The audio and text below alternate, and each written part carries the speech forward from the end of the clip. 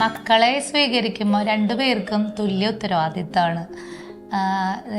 ഞാൻ ഉദരത്തിൽ ഒരു കുഞ്ഞിനെ വഹിക്കുമ്പോൾ എൻ്റെ ജീവിത പങ്കാളി എനിക്ക് സപ്പോർട്ടായിട്ട് വരുന്നു. ഈ കുഞ്ഞു ഉദരത്തിൽ നിന്ന് പുറത്തേക്ക് വരുമ്പോഴും ആ കിട്ടുന്ന സപ്പോർട്ട്, എൻ്റെ ജീവിത പങ്കാളി ആ കുഞ്ഞുങ്ങളെ വളർത്താൻ കൊടുക്കുന്ന ആ ഒരു സപ്പോർട്ട്, അതാണ് എനിക്ക് 5 മക്കളെ എൻ്റെ ഉദരത്തിൽ സ്വീകരിക്കാനും ഈശോ തന്ന സമ്മാനം സ്വീകരിക്കാനായിട്ട് സാധിച്ചത്. അപ്പം രണ്ടുപേരും ഒത്തൊരുമിച്ച് കൈ കോർക്കാൻ തയ്യാറാണെങ്കിൽ നമുക്ക് ജീവിതത്തിൽ ഒരുപാട് മക്കളെന്ന ദാനമായിക്കോട്ടെ, ജീവിതത്തിൽ ഏത് മേഖലകളിലും വളർച്ച പ്രാപിക്കാനായിട്ട് പറ്റും. കുടുംബം നിങ്ങൾ രൂപപ്പെടുത്തിയിട്ടുണ്ടെങ്കിൽ ആ കുടുംബത്തെ വളർത്തണമെങ്കിൽ ഒപ്പത്തിനൊപ്പം രണ്ടുപേരും കൈകോർക്കണം. ഒരാൾ താഴെ ഒരാൾ ചെറുത് അങ്ങനെയൊന്നുമില്ല. ഒരാളെ വലുതായി കാണുക ആ ഒരു ചിന്തയേക്കാൾ ഉപരി രണ്ടുപേരും ഒന്നാണ്.